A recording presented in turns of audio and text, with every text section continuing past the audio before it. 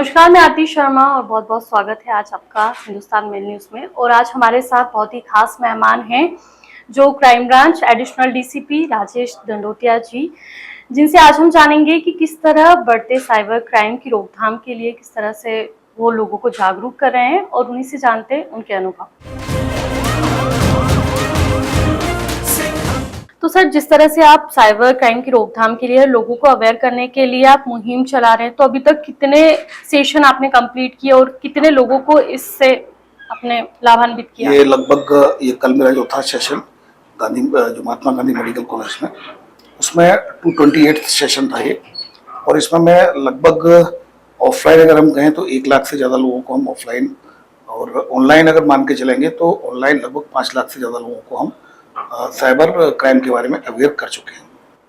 क्योंकि आज भी कई लोग ऐसे होते हैं जिनके साथ फ्रॉड तो होता है बट वो पुलिस तक जा नहीं पाते हैं, क्योंकि कहीं ना कहीं उनको लगता है कि शायद हमारी गलती की वजह से हुआ है या पता नहीं कितना काम करेगी आगे पुलिस। तो ऐसे लोगों के लिए, जैसे कि आपने फेसबुक पर अपना खुद का पर्सनल नंबर डाला है, तो कितने लोग उसके तहत आते हैं आपके पास? इसके लगातार कंप्लेंट्स आती हैं। इसमें जो इंदौर क्राइम ब्रांच है उसके द्वारा साइबर हेल्पलाइन नंबर भी जारी किया गया है, उस पर लगातार कंप्लेंट्स आती हैं, कंप्लेंट्स रजिस्टर्ड भी होती है। और इसमें हम 3 तरीके से काम करते हैं साइबर क्राइम को अगर लेकर देखेंगे तो। पहला तो है अवेयरनेस के क्राइम हो ही नहीं, उसके लगातार सेशंस लेते हैं, ऑनलाइन ऑफलाइन लोगों के साथ जुड़ते हैं, लोगों को अवेयर करते हैं। तो सेकेंड है कि जिन लोगों का विक्टिम का पैसा चला जाता है उनको बैंक को मेल करके उनको फ्रीज कराते हैं अकाउंट को, और उनको पैसा वापस दिलवाने की कोशिश करते हैं, इससे विक्टिम को नुकसान कम हो।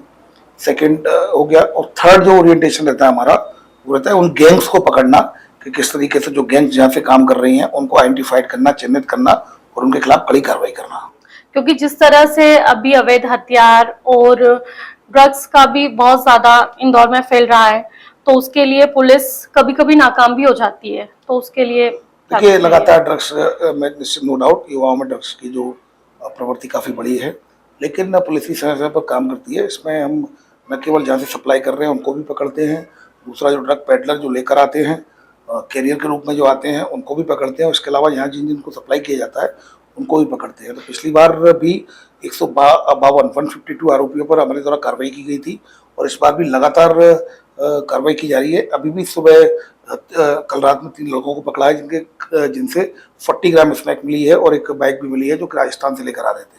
क्योंकि कहीं ना कहीं कमिश्नर प्रणाली लागू होने के बाद भी क्राइम मतलब गुंडों के मन में पुलिस का भय खत्म होता जा रहा है। जिस तरह से हाल ही में एक घटना हुई कि पत्रकार पर हमला हुआ, पुलिस पर हमला हुआ, तो इसमें पुलिस का कहाँ क्या रोल है? क्योंकि आम जनता असुरक्षित महसूस करती है। पुलिस लगातार कार्रवाई करती है, और निश्चित रूप से अगर आप देखेंगे तो जनसंख्या बढ़ी है तो उसके रेशियो में देखेंगे तो कमिश्नर सिस्टम में अपराध निश्चित रूप से गिरावट आई है और इफेक्टिव पुलिसिंग हुई है। और इसमें कुछ लोग होते हैं जो नशे की हालत में या कभी किस तरह की कुछ एक्टिविटी कर लेते हैं, पुलिस पर सरकारी काम में बाधा डाल देते हैं, तो उसमें समय समय पर कार्रवाई होती रहती है। उनमें भी जो 2 आरोपी थे उनको अरेस्ट कर लिया गया है। इसमें भी जो पत्रकार पर जो हमला हुआ है वो किस बात को लेकर, उसमें भी एक आईपी सेक्शन 307 के तहत केस रजिस्टर कर लिया गया है और उसमें भी टीमें लगाई गई है। जल्दी सारे आरोपी गिरफ्तार किए जाएंगे। जिस तरह से अभी टेलीग्राम टास्क वो चला है और हाउस अरेस्टिंग, तो अभी तो लोग इससे अपरिचित है, क्योंकि कहीं ना कहीं कल्पना से परे कि आपके घर में आपको कोई अरेस्ट कर लेता है। इसमें लगातार जैसा कि मैंने बताया कि अवेयरनेस की जरूरत है। इसमें हम इंदौर पुलिस कमिश्नरेट का, चाहे वो ट्विटर हो, चाहे फिर वो इंस्टाग्राम हो, फेसबुक हो, क्राइम ब्रांच की फेसबुक इंस्टाग्राम हो, या फिर मेरा खुद का पर्सनल भी फेसबुक इंस्टाग्राम है, हम लगातार सोशल मीडिया एक इफेक्टिव टूल है लोगों तक अपनी बात पहुंचाने का, इसका भी हम अधिक से अधिक उपयोग कर रहे हो। इस तरह के जो डिजिटल हाउस अरेस्ट के केसेज आ रहे हैं, या फिर अगर हम बात करें कि जो टेलीग्राम टास्क के नाम पर फ्रॉड कर रहे हैं, उन सब पर हम ऑनलाइन भी लगातार लोगों को अवेयर कर रहे हैं, ऑफलाइन भी लगातार मैं स्वयं सेशन ले रहा हूं। और इसके अलावा जो लोग जिनके साथ फ्रॉड होता है उनके भी जो कि जिन अकाउंट में पैसा गया है साइबर फ्रॉडस्टर्स का, उनको हम सील करा के, उनको फ्रीज करा के और होल्ड करा के उसका पैसा वापस। क्योंकि कभी कभी फ्रॉड ऐसा होता है कि आपके पास नंबर होता है, अकाउंट जिसके उसमें ट्रांसफर हुआ है, पर उसके बाद भी पुलिस लगातार उसमें काम करती है पुलिस, क्योंकि साइबर फ्रॉडस्टर्स जहां आपके साथ क्राइम हुआ होता है वहां से हजारों किलोमीटर दूर बैठी होती है जो क्रिमिनल्स होते हैं, साइबर फ्रॉडस्टर्स होते हैं। तो इसलिए जो डिस्टेंस है वो कहीं ना कहीं ये एक बड़ा मसला है इसमें, क्योंकि बहुत दूर दूर बैठकर ये लोग साइबर क्राइम करते हैं, लेकिन फिर भी पुलिस टॉप प्रायोरिटी पर लेकर जो ऐसे सेंसेशनल केस होते हैं उनमें तत्काल इसमें कार्रवाई करती है। अभी भी एक ऑलरेडी एक गैंग पर हम काम कर रहे हैं, साइबर फ्रॉडस्टर उन पर, और जल्दी एक गैंग को पर्दाफाश करेंगे। सर, आपको मध्य प्रदेश का सिंघम भी कहा जाता है, तो जब पुलिस विभाग में आए थे तब क्या आपके मन में भी एक किसी पर्टिकुलर व्यक्ति विशेष को लेके एक छवि थी कि आपको उसकी तरह काम करना है, या आपने खुद से, क्योंकि काफी फेमस है आप, सोशल मीडिया पर काफी एक्टिव रहते हैं? लाइफ की एक अप्रोच है, मैंने जीवन में हमेशा ये सोचा है जैसे चीजें आती है वैसे ही उनको डील किया जाए। मैंने कभी किसी की तरह के बनने का नहीं सोचा।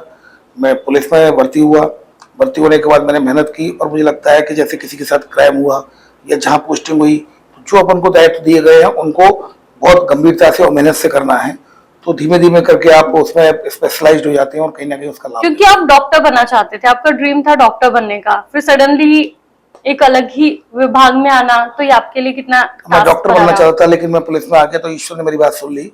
पुलिस भी डॉक्टर की तरह ही होती है, पुलिस भी ट्रीटमेंट करती है, और पुलिस भी ऑपरेशंस करती है, पुलिस भी सर्जरी करती है, पुलिस की भी इमरजेंसी की सेवा है, पुलिस भी 24 आवर्स तक रहती है। जिस तरह डॉक्टर्स 24 आवर्स तक रहते हैं, उनकी भी इमरजेंसी है। तो निश्चित रूप से उनका दोनों का काम ही है ट्रीटमेंट करना और मरीज को ठीक करना। वो मरीज को ठीक करते हैं, अपराधी को ठीक करते हैं, दोनों ही डॉक्टर्स हैं। तो मेरा ये मानना है कि मैं पुलिस में आ गया हूँ लेकिन फिर भी डॉक्टर हूँ। जैसे कि आपके शायद पिछले बर्थडे पे ग्वालियर में डॉन नाम से आपका केक कट किया गया था, तो आपको ग्वालियर में डॉन भी कहा जाता सब था। लोग जो स्कूली लाइफ से वो सब सिस्टम चला था। तो क्राइम ब्रांच के मेरे जो फॉलो जो कंपेनियन है, जो मेरे साथी है, जो काम करने वाले, वो वैसे ही बोल देते हैं, वो जस्ट ह्यूमरस वे है। जी सर, बहुत बहुत शुक्रिया, आपने बहुत अच्छी जानकारी साझा की।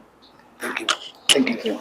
जैसा कि अभी हमने जाना है कि किस तरह से शहर में बढ़ते अपराध की रोकथाम के लिए पुलिस प्रणाली काम कर रही है, और किस तरह से लोगों को जागरूक करने की ज़रूरत है कि वो आइंदा से किसी साइबर फ्रॉड का शिकार ना हो। तो बहुत बहुत शुक्रिया सर का, जिन्होंने हमसे बहुत महत्वपूर्ण जानकारी साझा की।